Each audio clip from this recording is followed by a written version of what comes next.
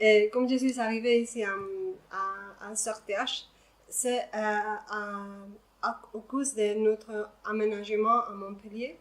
Je suis espagnole, mon mari il est autrichien et nous habitions à Vienne, en Autriche. Et c'est là où notre petit fils Rodrigo, 4 ans, il est né. Et à l'âge de 6 mois, nous avons appris qu'il a la hémophilie A sévère. 4 ans après, bon, 3 ans et demi après, Alfred il a été offert un travail à Montpellier, en France. Et c'était une bonne opportunité pour lui, une bonne opportunité pour tout en principe de connaître notre pays, apprendre notre langue, mais évidemment la première chose, la chose plus importante était comment est-ce qu'il peut, qu'est-ce qui va se passer avec Rodrigo et sa maladie, est-ce que vraiment nous pouvons nous aménager ici en France. Et c'est grâce à Martial de Haro, grâce à l'association en Autriche, que nous nous avons demandé, ils nous ont mis en contact avec Martial de Haro de l'association SMASH. Et le premier jour, Martial il nous a ouvert ses mains et il nous a offert toute l'aide nécessaire. Il nous a mis en contact avec SRTH. Et c'est grâce à lui et à eux que j'ai connu ici Michel. La première fois que je suis venue faire connaissance de CRTH, j'étais très joyeuse. Quand je suis partie, j'ai vraiment l'impression heureusement que j'ai un fils qui est hémophilique, que je peux faire connaissance un peu, que je peux faire connaissance de personnes comme eux. Et que j'ai toujours eu l'impression que, calmez, ça va tout fonctionner bien. Et j'ai de premier moment l'impression que tout fonctionne aussi bien, encore mieux de quelque façon qu'en Autriche. On peut parler de ça après. Mais j'étais très heureuse d'avoir l'opportunité d'être traitée ici. Nous avons eu la chance de nous rencontrer grâce à Martial. Oui. Donc les premières visites au CRTH, c'était impeccable. Qu'est-ce que tu as rencontré là? Oui. Était très positif. J'étais vraiment très joyeuse. D'une façon, j'ai l'impression que c'est heureusement que nous avons vraiment que nous avons l'hémophilie. C'est d'une façon que nous avons appris à connaître des personnes comme vous, comme Martial, et des personnes qui ouvrent les mains et qui te font sentir ça va rien passer, vous pouvez venir, vous serez bienvenus. Et vraiment sympa, c'était une très bonne impression. J'étais très contente quand je suis repartie à Vienne pour faire tous les arrangements. C'est vrai que vous êtes venu plusieurs fois avant même d'emménager en France. Oui, hein? Oui, c'était important. Vous connaître, être sûr, connaître les écoles, comment ça va fonctionner. Je crois qu'on a essayé de planifier ce qui était planifiable. Parce qu'ils ont combattu. Ils ont réussi à faire ouvrir les CRTH. Si les CRTH existent, c'est grâce aux associations de patients. Ce sont eux qui se sont battus pour avoir des soins.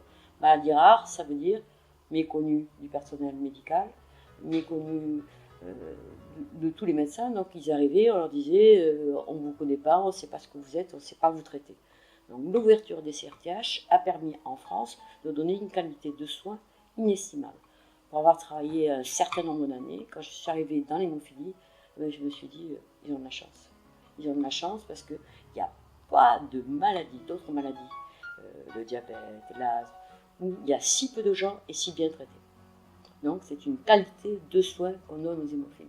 Donc c'est super, c'est né d'une association de patients.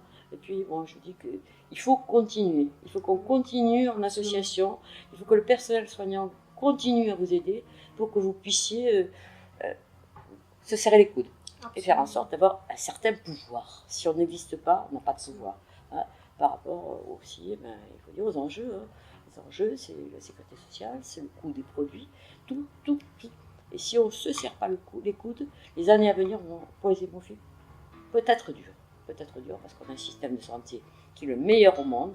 Et si on veut le garder, il faut le faire reconnaître qu'on en a absolument besoin. Absolument. Hein, vous êtes d'accord, Julia? Absolument. En ce qui concerne Julia, je suis en train de vous expliquer que quelque part, vous arrivez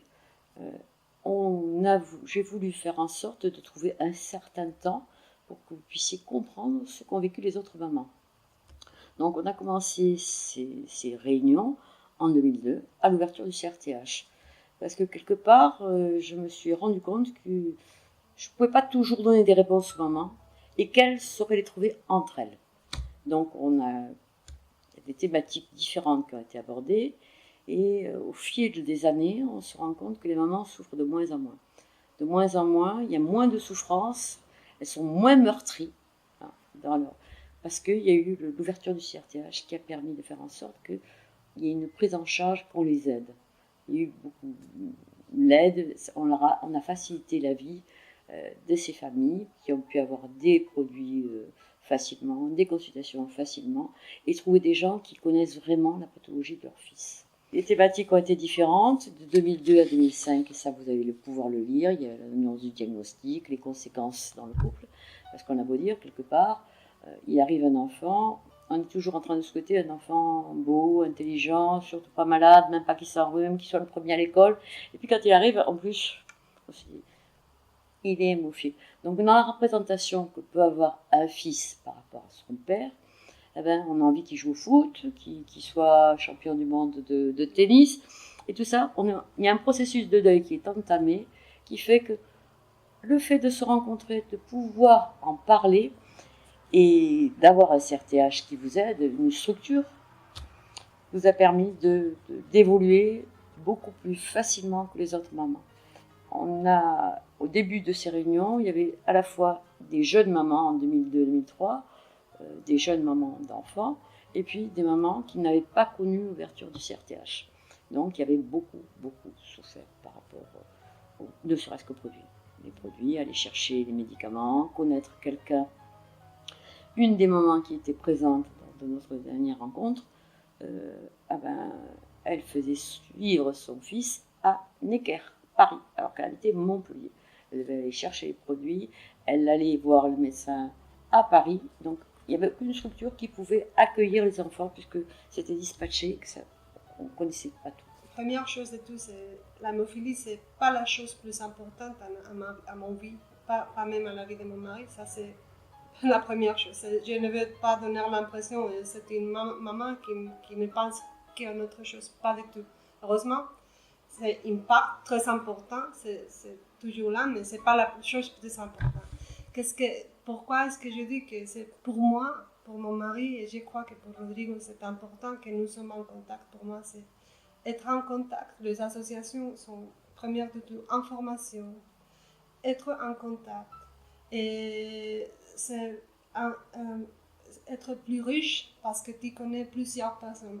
C'est pas dire que si je connais un maman ou Rodrigo fait connaissance d'un petit-fils qui a l'hémophilie, nous vont devenir amis. Et pas du tout. Si c'est l'hémophilie, la seule chose qu'on a en contact. Mais on apprend toujours. Qu'est-ce qu'on peut faire avec les associations? Ça rencontre maman, rencontre papa, et que le fils rencontre autre fils. Présentation de développement scientifique. Toujours être d'une façon alerte avec ce qui se passe, qu'il y a quelque chose qui va changer avec la loi ou quelque chose comme ça.